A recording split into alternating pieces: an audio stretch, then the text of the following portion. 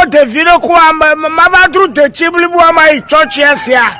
madru de chiblibu are mako ichochiane Yesu antola nyabenare fia miru via chikonomi milo de shade bere wa trova vamale trovota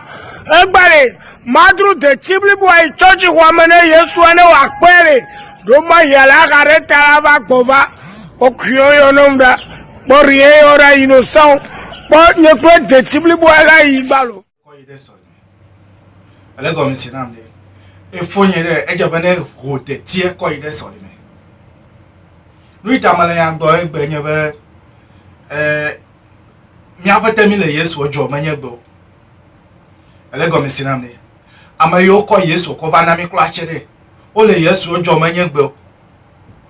vo Yesu gbebe ima bova ale go misi namde ma gbo nya de ko de me le ko ne mi ano fi le US adai no gbogbo bere anyi gba hojo na Yesu ya ta ojo kaba ya ma te wan no fi apede mi anwu ebe ijo na ya ko gbogbo ko do da mi gbogbo ko e va lo me va mi apete me ponya o va se degbe mi atowe nya te fi de kai ma gbo nya de ko de me South Africa yomenya Rwanda lo bejite pere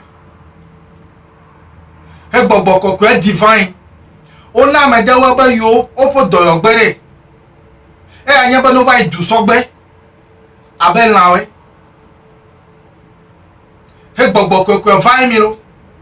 mi fifu la mi menya vuvu toto le gbogbo ko pe va pe gbogbo ko pe ma va efonye na dro de ti ko ide solime na me po ede haja funye je ma dro ede tama ide solime ele go mi sinama nya te fiare de kai na mi gble ko mi fo cheta me le glo oba mi ama ibo mi abo subo de abusan fe subo me glo nya subo le boy wa be mi ama yo mi le mi ado ku yo be Kristo to were mi ma di be mi ahra gbale mi an to we ta fifia le mo ma blonya kwa ma blonya ma na test vai kagbale me efonye ma ba yi na vai kagbale me no me kagbale me re ma sena de ke gomo ma blonya de ka ko de me enya o ma no gbo de ka amayo kwa gba e ko va na mi de agbe ka o le no gbogbo koko ele wo plo alo wo nto ko bo susu ko le edowo ba biama ma gbonya de na we Yesu Kristo me gbo fa gbegbo ma fa cho research be geography to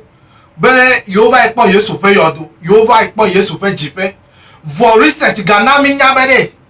Yesu pe jiji me viore o le France yide gogo me yide blue YouTube na akpo me da o na mi nyabere Yesu pe jiji me viewere o le France DNA ka okokpo ele solimele we dube Yesu Kristo ava ma ava gbo ma ava cho ma gbonya de ka ko na we adai evangelist adai ya globere ebe Yesu Kristo le mi le yo le solime homere manye mi abo Yesu Kristo yo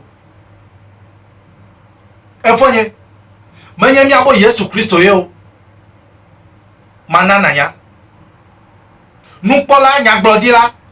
osofo mebede Yesu Kristo inele yo de vai kamene na nyame yata me gbole vai no me nya history ode vai so history afi na ba ko ma ojise ne na kpofu yo fi ami atogbe we have na dro ma Biblia data ele go me sinama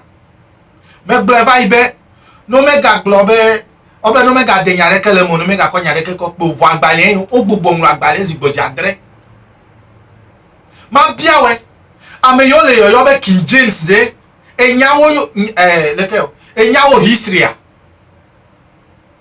enya King James pe history a Scottish right Scottish to pe pe subo Scottish ton pe hose ya odre akoba na mi ame ibowe ya mi ya mi dure deta fifi la le wo wa be yovo bon me nyama wo ma chinawe nyu ple vo mi ame ibo de minya ape yovo va Africa ya ta minya be do va wu mi atogbewe ya ta fifi me bo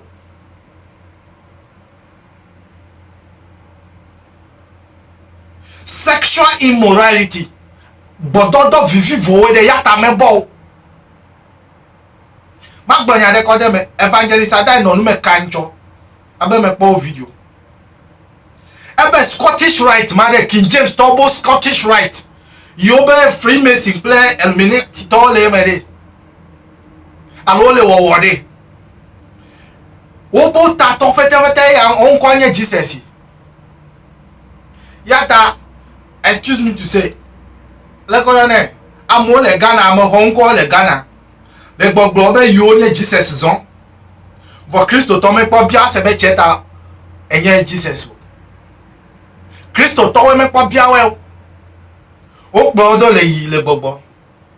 no na we wan cd wan hwadu ma chi na we efonye na de keme ponyo na wo ma gbonya evangelist adai glo na we ne na sera ebe gba number 1 Jesus yo jire oji Jesus hade cheta ele go mesinam de Jesus yo jire oji hade cheta subo kama uko to ele go mesinama ba oji Jesus yi ame yoba yi dogbe ne obe nunyalao the wise men wa meton ai nye number 1 number 2 yes today e ho 12 years afi oyide nuka oyide Solomon home vai glo maunya 12 years made e wo calculation dem e pete count vai de 3 12 made 1 plus 2 is equal to 3 simple and short mark brema ele go mesinam de Satan de eva ite Yesu po zinene zieton ele go mesinam de Satan va ite alo abusan va ite Yesu po zinene ziton he Yesu Kristo kude nkeke tole ya ofo ele go mesinam de he Yesu Kristo kuro nkeke tole ya ofo mi atowe cheta inu eton le Yesu Kristo mu obe wo nuka obe hoku age nene ho afa oku 33 years efe blood of voton ya Yesu Kristo ho afa oku afa owi me do ku do owi ele go mesinama nu sianu le Yesu Kristo mu de ele eton vai dia sebe Freemason play Illuminati to we 33 degree Freemason de gomere Scottish to be say ya un recover na mi be o po ba me ya de o wo subo don mi kwa pa recover ina we ya mi kwa gbale nu pola chichi to le Ghana nu pola chichi to la Africa de me popo te pe sika le mi aba ku na mi aba jira na mi anu agbe o egbe ma gbo mele na we ma mi menya te pe mi cho ta mi ma nya te pe mi ye o forget that level ele go mesinam de hey Yesu Kristo le kuku ingoga time aticho ga wa meton ya enough ma nu si anu le Yesu Kristo mu le ton cheta ye bia doku we ameibo ne na segome ele Ghana ele Togo ele Benin mi ade du kore mi ape konu ole ya menya te fiele ma gblena we gbene na se vai ka Biblia amene na pope nya te pe ne eleme ko chade agbenono yovo ko vana mi atowe nya me va mo ji ma va fe yo ma be King James de King yo na be efia yo na be James de James egomede ekpo ya ta mi abo susu mi bebe ma susu hademi le fofo na juma vota hademi dibe mi ide heaven yo ko sika ko weta mi atowe o me gbo yigbe o, there is no heaven for you. ele go me se namde Avram Pemoshi le Ghana e ya le babia sewere ekplon yima wo aho ekplon ya me gbe to carpenter wo de ekplon me ba bia sewere ame kai wo mu aho ekplon de me ba bia se o e to kwenye be wa nofuma asie be ya chakplo na ba chakplo ame de ba fi kura cho ekplon awo do fifi la yo vo va fi mi vo mi ga le agbe e je be mi bu mi abosusu babia yo vo ne le solime de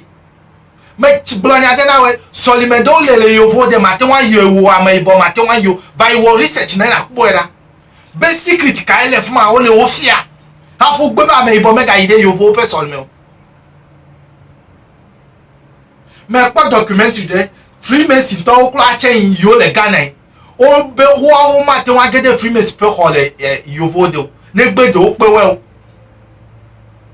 no me pe wo ma gede ho mo e sha me no pe Freemason to yo to Africa kula chen o gale na de wurawe. That is the common sense. O gale na de wurawe. Simple and short. Tell le solime home yo gbebe mega no mo machina we o flu mi menye gbe o do flu mi ajabe mi bu mi apeta me na mi semi ado ku go me mi le vovon na jomavo ale go mi sinam de mi le vovon na jomavo ya mi le fuma ya mi le Yesu Kristo yo ya pa chole ho we ko ideli pe du mere e mo gble va seregbe gatore keme po track fo asida ko bere ma va jiredo Yesu Kristo de keme po pe o chole ho we ko ire akade e mo gble chole kumasi ko va akade e mo gble ya ta accident vous vivre le chocho ma dollar de keme diva va po mo majinami o mi lagba mo be na va pe fu evangelist no ba bia sebere tagbo ka ele me be ma wo awo mi de hega me be mi va pefu de mi pefu fo ya ti akomi ko va ide jipo fi adu pela me ta ameka wo fuma evie lolo yi ma wo be yi do ya ta yi va wi vie de mi atare mi mele mu lolo po. It doesn't make sense susume le won be mi ava ya me be mi do atiku cheje data Adam plan Eva penyam ahachoe machina wegbe Adam plan Eva de ahachoe vai kabibla me he kan wo Abel vore eduka mo vai desrole alo do plan no avo jivi eduka me eben vai desrole ameka o kan le vovona bere wa va wi ya eduka me kan vai desrole ameka we no duma me ameka eme amema o biblare vai kame ni na sego me babia ma ko dadi na vai di be nyonuka kan vai de ho we belvo ele go me sinam de aha obe kan pe jiji me vi omi yen mi megbe o nyonuka eduka mo yi vai de nyonu vai kame ne po ere ne na toro na ba china afi no china obede e jojo me de ma wo Adam clever ma wo Adam me clever de mi apo jiji me de ya ta mi nyenu vo wolawe mi apete mi nyenu vo wolawe le ko jo afa yo vo kla che ba tozu ami ma wo dobe no va fiafu mi ame ibo we hade no vo de mi an water hade fi po de yi obenuka amede fo de bullshit e jama elese namde no gbobe bullshit de correct bullshit e anyama mi atowe vai ko susu we na bu agbale me ne le gbogbo me de me be yi gbogbo me ne na fia mi te pe sika ku pele mi vai ku sika na mi ko nu agbe mi ko jira modo na accident de tasi yo vo iku agbale ko va na we gbogbo kokko be gbogbo kokko avare azo abe gbogbo kokko vaya mi ko Yesu Kristo vole ya hospital obo ya koji obo ya pharmacy obo ameka we la machewo yo vo la machewo Yo vo de wa we la machewo ya call vale jajira na mi. Amebo vuo susu. Amebo mebe vuo susu. Nwe de kemele na we. No me vuo susu. Elle va fifi like ame apagan to le didipe you are no Bluetooth po, you are no YouTube po, you are no nu komo nu ado nu koko we. Elle go me sinamde. You are no nu ko you are you are relax dey zikpi me. Machina we documentary o do be TV ne le popo ache de. Elle fufia we. TV ya me ibo le popo re. Television télé yi ne le popo re. Me le chichina we be de. Elle fufia we elle nu gble le we. Chole ho we kwa ide kute, chole ho we kwa ide KJP. Bon, e mo fe tegble, ho we duo me kwa chak ble fifie. Mi le didibe mi ajire do. Bon, votare jina, factory na elef man. Mi atowe, mi abe mebere agbe weke. Mi agble, nu ita mi mele ngo gbe yore. E ya nyebe mi dasile mi apese. Mi va twa me bubu pese. Ma dasile va idi nu eton yo mo cho Yesu Kristo. Ne na to na buta me sebere. Ale ko ojo ha. Apo nyebe Yesu Kristo nu si anu eton le hu. Ne na cover compare plus Scottish right ame mu agbale cover na we de. Ne na cover compare plus Scottish we. Ne na po be agbale wo ame bo fa agbale ya lo yo vo pa agbale ha. Nye me gble vo me gbo na dabe agbale le de nwe ole me. Enwe ole me. Akofa na me pe nya de ole me. Jido pe jidepo nya we de eleme. Muse doa me nyawe de eleme. Vode me ga dra gbale Yesu Kristo yo ko ba na mi de ya glo mele na we. Avram pe mo shi glo vai. Bede amede ke me ke mo na Yesu Kristo. Ne toda ya me. Ne dapa yo bo he ya me to we mi se. Me ga tro ball. Ah. Chele jojo le mi achi ha. Ya kwa gbale mi ko va na mi. Ya nyebe mi dura baye de tale yile gbogbo ya so ya ko le mi afisa plekeli nu mi awa yin go be ya mi tasi hadebe mi ava juma vota tonyo we me bien keke page ogbenyo na we me ga ngobo subscribe na me juwe o me kanku me na we o me gblonya de chede wo comment dete enya la sinye ma gbo na we ma wo comment dete Mau so bolisa. Mau adanwoto. Mau kitikata. Mau yinabe adide neba ikponu dudu edu ovide. Kosu swe kova ide edomere. Be choya ga podi adure. Ne nabe mi abo susu mene. Mau yinabe ako. Nyabe efi mato afi mado. Ne mebe ma jode doje. Ma wavala abe mato wa jode. Ne nabe mi abo susu mene. Mau so bolisa. Mau kiti katare yinabe yine lo nele avon lo wa dacha won ne nabe mi abo mi ama ibo we mi abo susu mene mi agado